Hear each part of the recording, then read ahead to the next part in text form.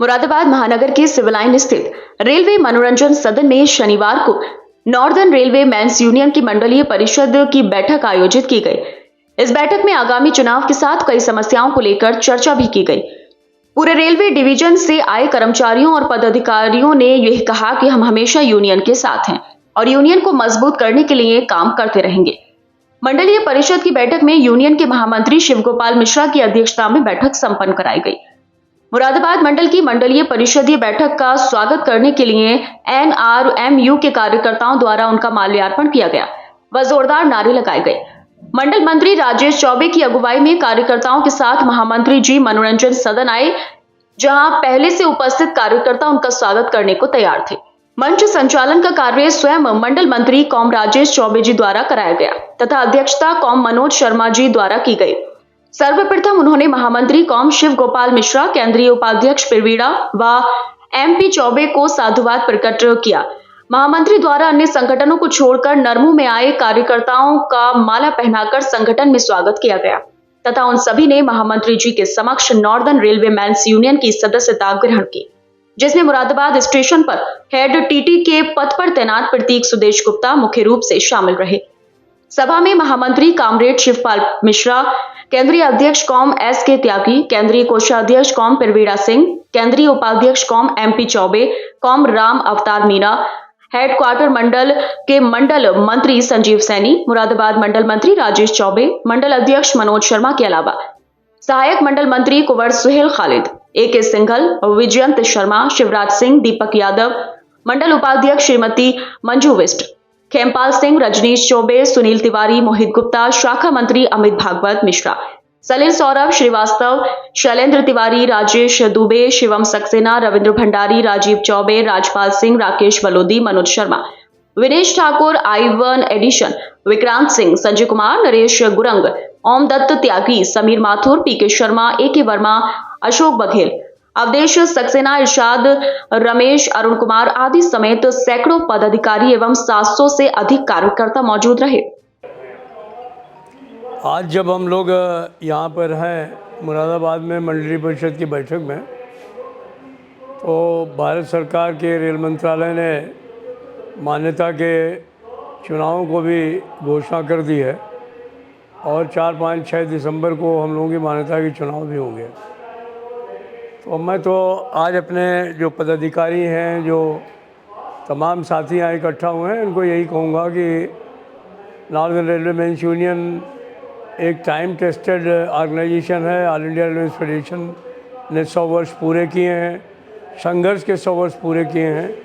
आने वाले समय में सभी लोग मिल करके इस ऑल इंडिया रेलवे फेडरेशन का, नॉर्दर्न रेलवे मेंस यूनियन का परचम और फहराने का काम करें, तो उससे जो है वो रेल भी बचेगी, देश भी बचेगा और जो हमारे साथी हैं उनकी सेवाएं भी बची रहेंगी और मैं समझता हूँ कि सभी का कल्याण होने का काम होगा।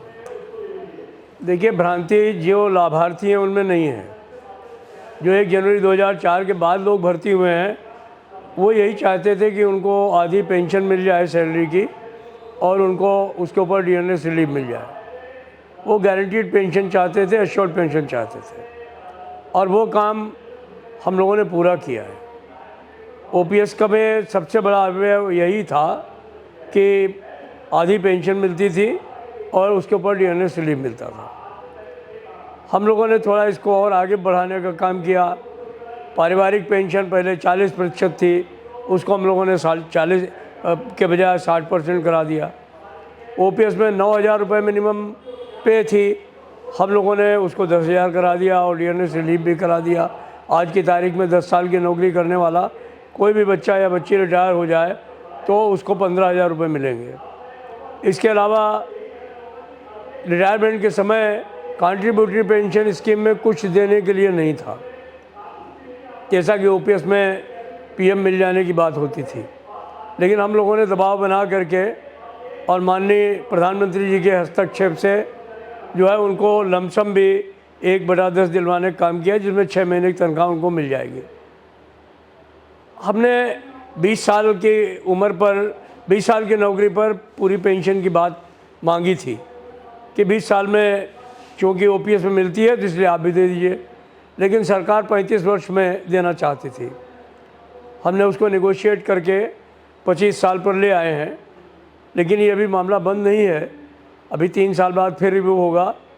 पुरानी पेंशन स्कीम में भी 57 से शुरू होकर के 2003 तक करीब 20-21 बदलाव हुए थे, तो ये स्कीम भी आने वाले समय में इसमें भी बहुत सुधार होंगे और हम समझते हैं कि उसमें भी जो है वो 25 का 20 भी होगा और जो अभी 1/10 है वो भी बढ़ कर के जो है वो कभी 1/8 भी होगा, 1/6 भी होगा, 1/5 भी होगा, 1/4 भी होगा। और हो सकता है एक दिन ऐसा है जिस दिन कि वो पूरा का पूरा पैसा जो है वो हमारे रेल कर्मचारी पेंशनर्स जो रिटायरमेंट साथी हैं उनको मिलने का काम हो। हमने ये भी फैसला कराया कि जो लोग ऑलरेडी रिटायर हो गए हैं 1 जनवरी 2004 के बाद लोग और 1500 रुपये 1800 रुपये पेंशन लेके घर गए हैं, उनका भी केस यूपीएस में ला करके रिट्रोस्पेक्टिवली इस आदेश को लागू किया जाए। सरकार ने इसको मानने का काम किया है और मैं समझता हूँ कि इस स्कीम में हमारे जो 1 जनवरी 2004 के बाद बच्चे और बच्चियाँ भर्ती हुए हैं उनको बहुत संतोष है। अगर कुछ लोग असंतुष्ट हैं तो वही लोग हैं जिनकी दुकानें बंद हो गई हैं, जिनका चंदा और धंधा बंद हो गया है। सॉल्व कराना चाहेंगे? देखिए, हम लोगों ने बराबर, हम और हमारे साथियों ने बराबर रेल कर्मचारियों के बीच में रहते हैं। उनको पता है कि संगठन रहेगा तभी रेल भी रहेगी और नॉर्दर्न रेलवेमेंस यूनियन को वो लोग अपना परिवार का अंग मानते हैं। मैं भी सभी को अपने परिवार का अंग ही मानता हूँ। अब तो ले दे करके यही हमारा परिवार है। तो मुझे ये इस बात का पूरा यकीन है कि हमने जो अभी तक अचीवमेंट्स उनको ले करके दिए हैं हमारे लिए वही बहुत महत्वपूर्ण है, उनको सब लोग जानते हैं और वो पूरे मनोयोग से जो है वो नॉर्दर्न रेलवेमेंस यूनियन को वोट देंगे, ऑल इंडिया रेलवेमेंस फेडरेशन को मजबूत करेंगे। जहाँ तक सवाल आगे आने वाले समय में जो चीज़ें हैं उनमें कार्डर स्ट्रक्चरिंग है, तमाम कैडर्स का हम लोगों ने फैसला कराया है कि उनको टीआरडी में, सिग्नल में, मैकेनिकल में, इलेक्ट्रिकल में हर जगह जो है वो जैसे रिस्क और हार्ड ड्यूटी अलाउंस मिलता है वो उनको मिलने का काम हो।